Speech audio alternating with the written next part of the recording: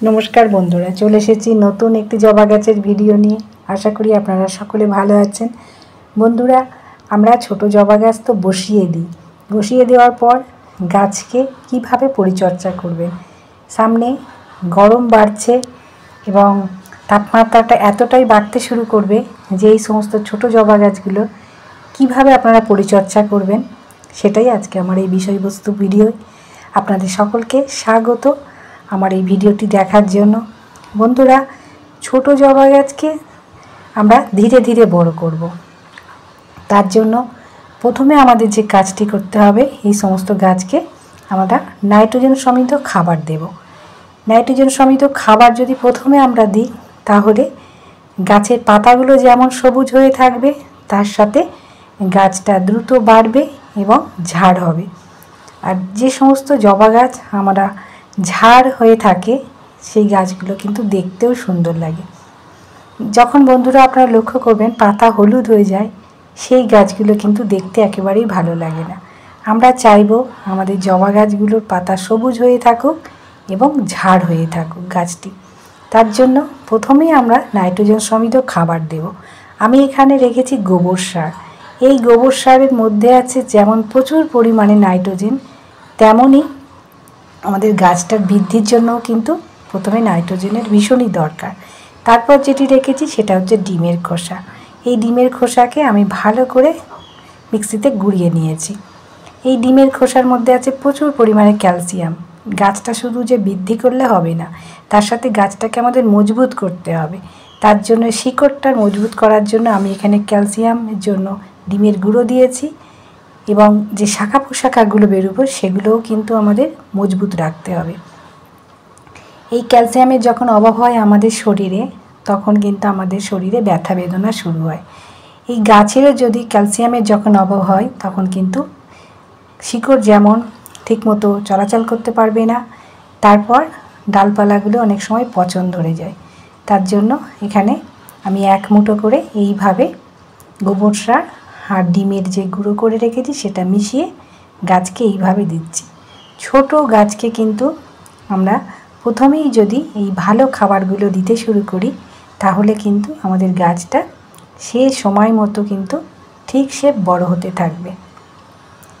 আমরা গাছ বসানোর সময় তো অবশ্যই গোবর সার দিই, আবার আমরা ঠিক 1 মাস পর গাছ বসানোর 1 মাস পর আমরা এইভাবে সারগুলো দেওয়ার পর এরপর আমরা কোন খাবারটা দেব।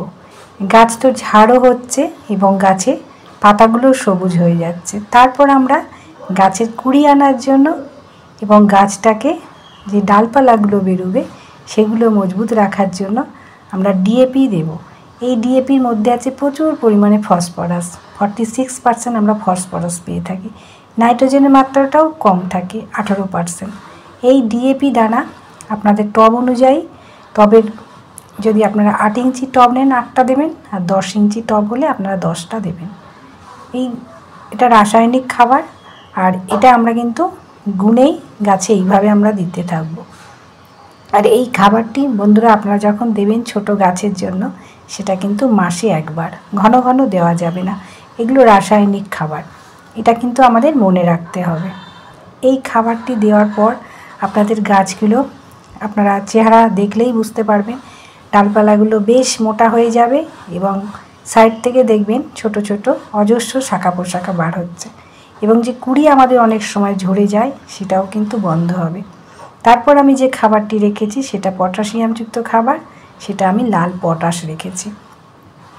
আমাদের ছোট জবা গাছকে কিন্তু পরপর খাবারগুলো আমরা ঠিকভাবে যদি দিতে থাকি, নাইট্রোজেন, ফসফরাস, পটাশিয়াম এই সমস্ত খাবার, তাহলে কিন্তু আমাদের গাছটা ধীরে ধীরে যেমন বড় হবে তেমন গাছে কিন্তু অসংখ্য অসংখ্য এইভাবে কুঁড়ি চলে আসবে। এরপর যে খাবারটি রেখেছি সেটা হচ্ছে লাল পটাশ।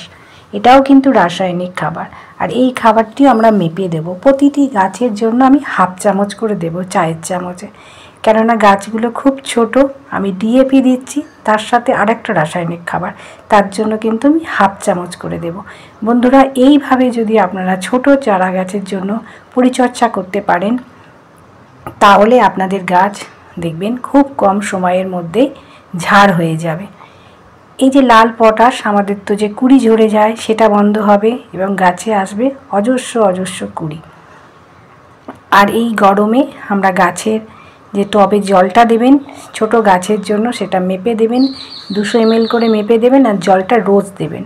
আবার খুব বেশি কাদা কাদা টবের মাটি করে রাখবেন না, তাহলে কিন্তু শিকড়ের জন্য ক্ষতি হয়ে যাবে।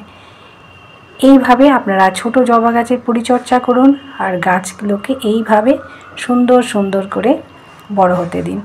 আজকের মতো ভিডিওটি শেষ করছি। ভিডিওটি ভালো লাগলে অবশ্যই একটা লাইক করবেন, কমেন্ট করবেন। আজকের মতো নমস্কার, ভালো থাকুন।